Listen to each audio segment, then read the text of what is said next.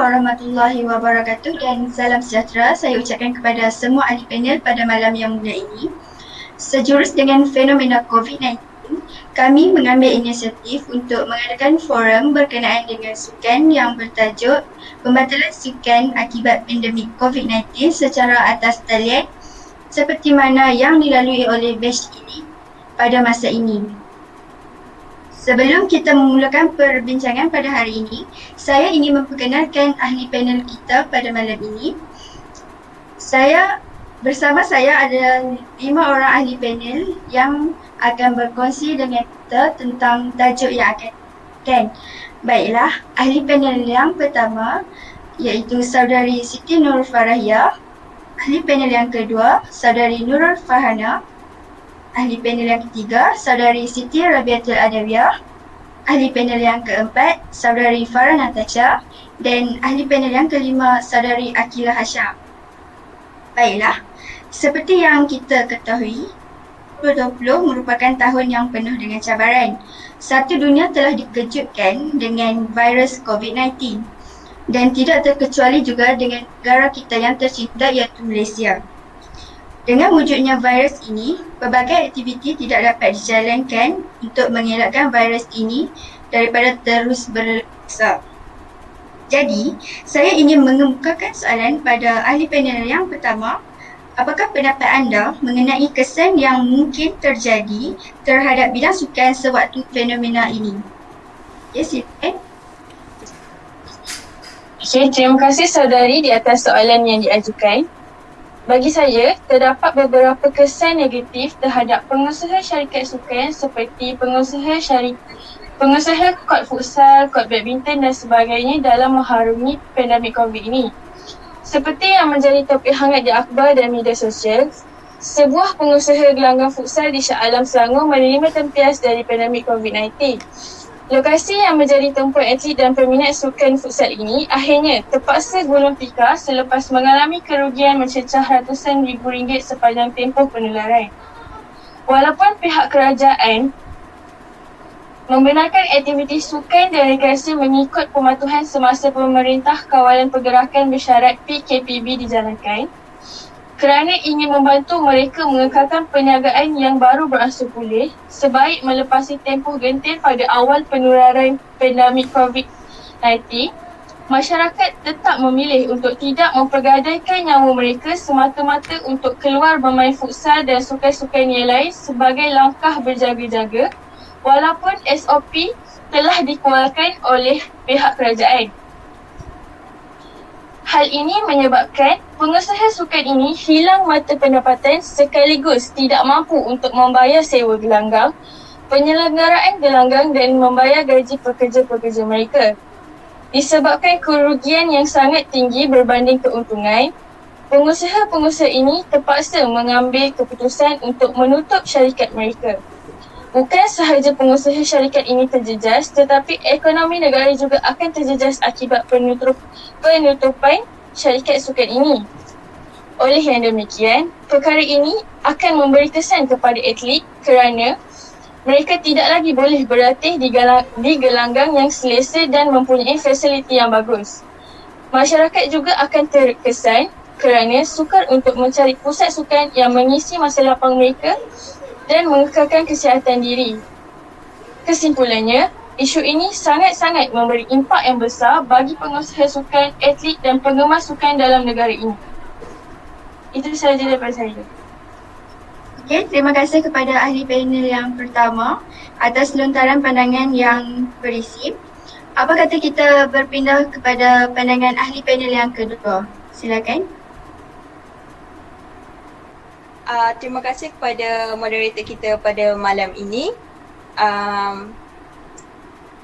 Bagi pengetahuan tuan-tuan dan puan-puan yang kita sedia maklum, banyak kesan negatif yang berlaku akibat daripada pandemik COVID-19 ini.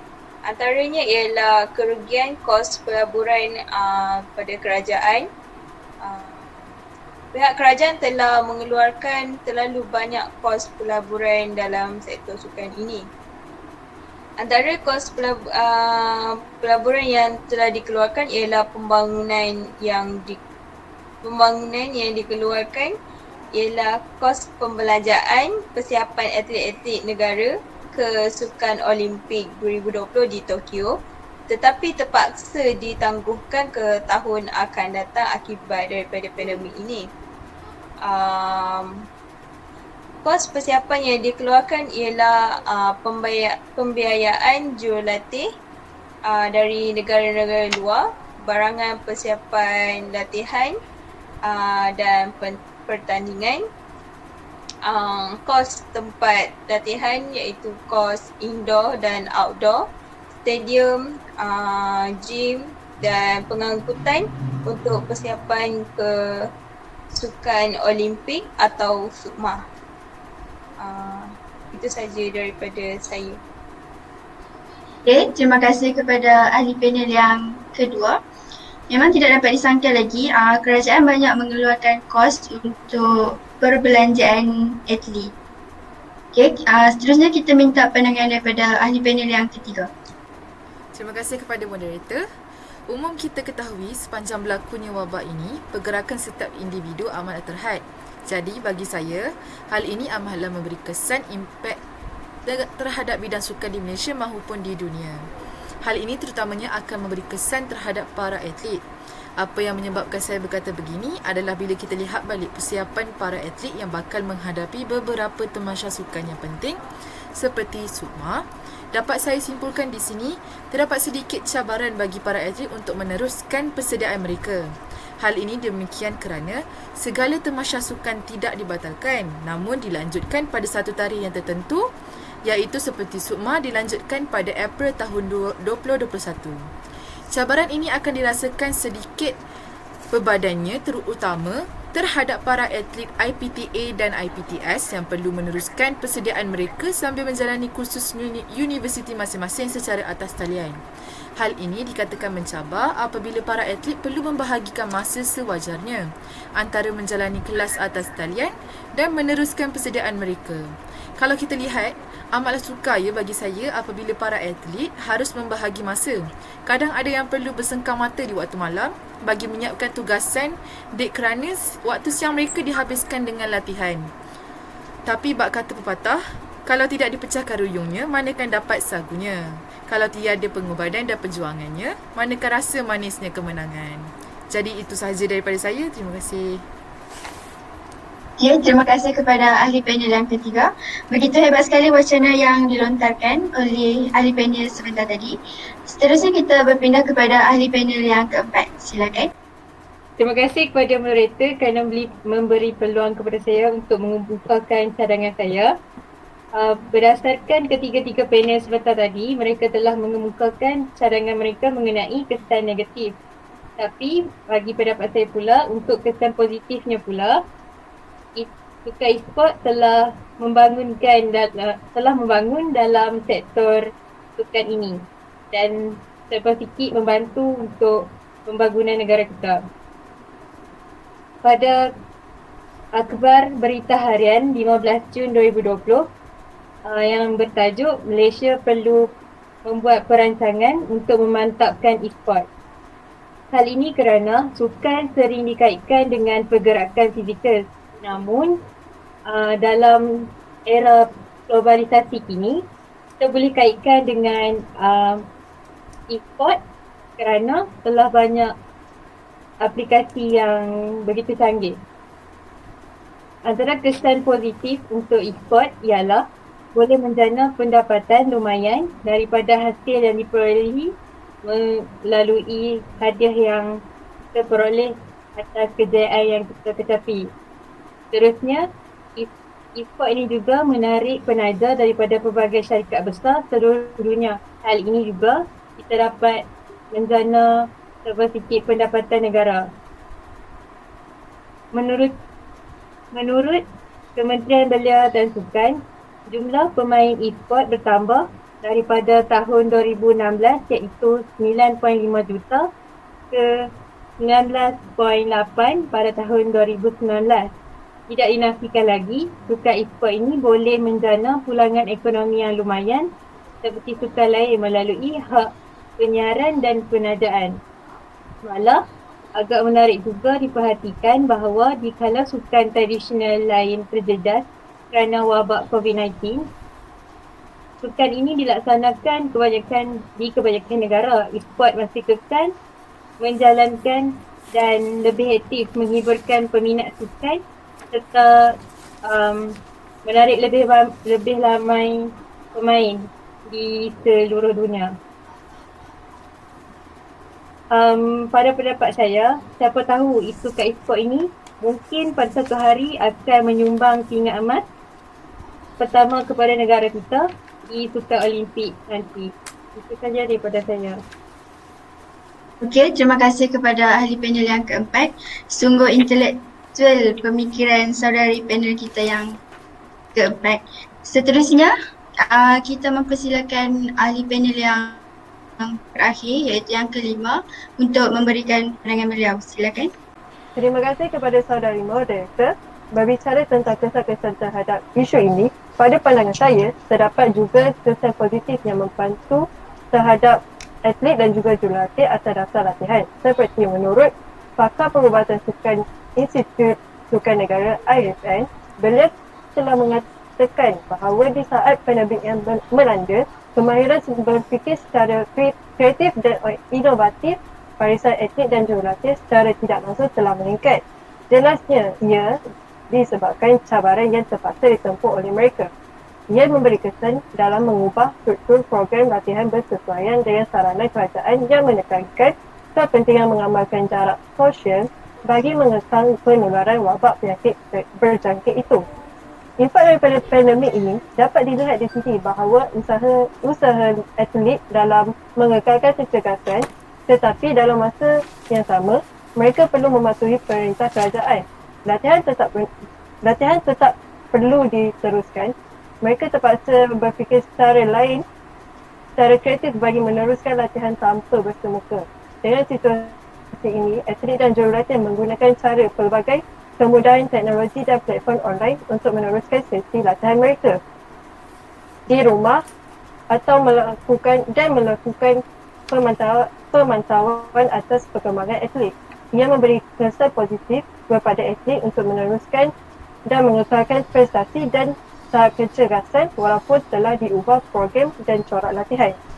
Dengan pengubahsuaian program dan corak latihan yang kreatif, atlet lebih peka dengan keadaan fizikal diri untuk jurulatih merancang program latihan bersesuaian untuk mereka. Perubahan norma baharu ini perlu dipraktikkan oleh semua atlet serta jurulatih untuk menjadikan mereka lebih berdisiplin. Secara positifnya, ia akan mengajak atlet dan jurulatih menitik beratkan dan menjadikan mereka lebih berdisiplin secara kreatif dan inovatif untuk menjaga tahap kecergasan dan meneruskan latihan yang baik. Itu sahaja daripada saya. Terima kasih. Okey, terima kasih kepada ahli panel yang terakhir iaitu yang kelima. Itu jelas sekali pandangan yang diberikan oleh beliau. Okey, itu sahaja pendapat ahli panel kita berkenaan dengan kesan yang mungkin berlaku akibat daripada pandemik COVID-19 kepada sukan.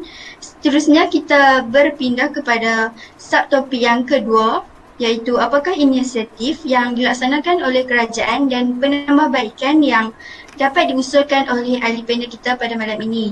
Okey, silakan ahli panel yang pertama untuk memberikan pandangan anda.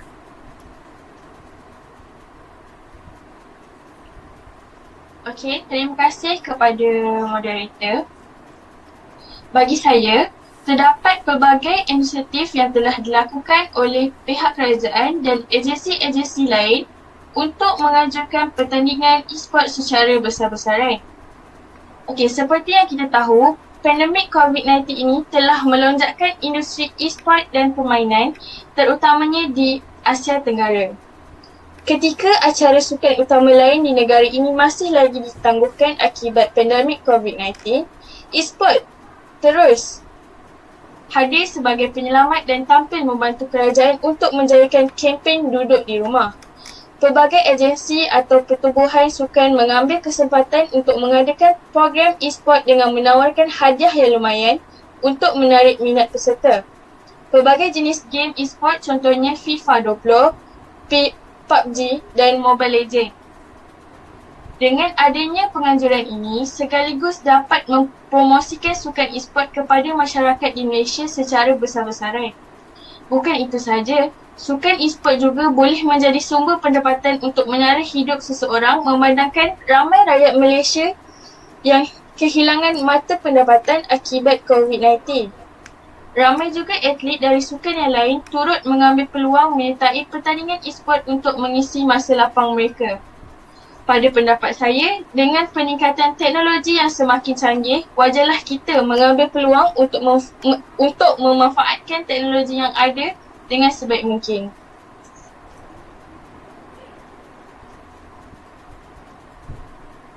Okey, terima kasih kepada ahli panel yang pertama. Seterusnya kita menjemput ahli panel yang kedua untuk memberikan pandangan berkenaan dengan inisiatif yang dilaksanakan oleh kerajaan dan juga penambahbaikan. Silakan. Terima kasih saudari moderator, ahli-ahli panel yang dihormati. Dari maklumat yang saya peroleh pula, tiada halangan buat atlet-atlet negara meneruskan latihan seperti biasa kerana adanya inisiatif yang telah kerajaan lakukan seperti memberi kelonggaran dengan mengumpulkan atlet-atlet di pusat latihan untuk berlatih semula. Seperti mana Kementerian Belia dan Sukan telah menubuhkan satu pusat latihan bagi mengumpulkan atlet-atlet negara supaya menjalani latihan. Atas usaha-usaha yang dilakukan oleh kerajaan, semua atlet negara dapat memulakan latihan semula sepenuh masa bagi memastikan mereka dapat meneruskan program latihan seperti yang dirancangkan sebelum ini. Ini memberi kemudahan bagi jurulatih untuk kembali memantau atlet-atlet elit ini secara bersemuka serta memantapkan semula persediaan sebelum bertanding. Di tamasya-tamasya yang besar yang telah tertangguh akibat isu pandemik ini. Sebagai contoh, pusat latihan khas bagi atlet-atlet negara yang menyertai sukan Olimpik ditempatkan di bawah program Road to Tokyo.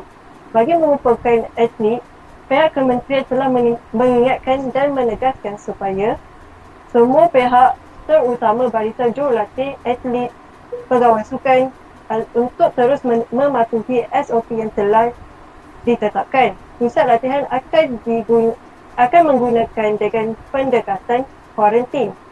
Dengan mengumpulkan atlet ke pusat latihan, ia memberi faedah lain juga terhadap atlet seperti mendapat nasihat untuk kerjaya dan pendidikan, kaunseling, membuat aduan atau memberikan cadangan serta idea.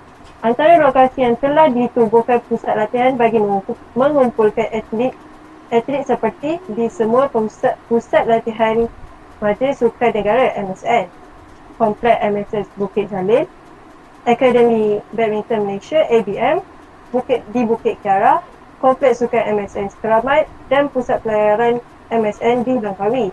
Pengurusan pusat atlet ini mendapat kerjasama daripada tiga pihak iaitu Kementerian, Wakil Atlet dan Wakil Majlis Sukan Negara. Selain itu, pada tahun ini sepatutnya dilangsungkan Kejohanan Sukma 2020 bertempat di Johor Bahru. Akan tetapi atas sebab pandemik ini telah berleluasa di serata Malaysia, maka kejohanan ini juga ditunda sehingga tahun depan. Disebabkan hal ini, latihan atlet-atlet telah terganggu.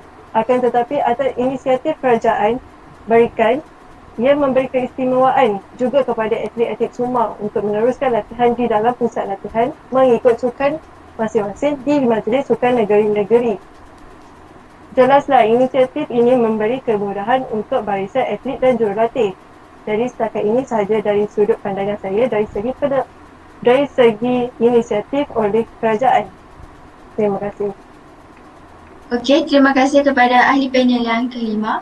Kesimpulannya, di sebalik kesan negatif seperti kos yang dilaburkan pengusaha, syarikat dan atlet, ada juga kesan positif yang dapat dilihat daripada pandemik COVID-19 seperti game e-sport membangun dan juga dapat melatih atlet dan juga jurulatih untuk menjadi lebih kreatif dan inovatif untuk mengekalkan tahap kesihatan mereka. Itu sahaja. Sekian, terima kasih.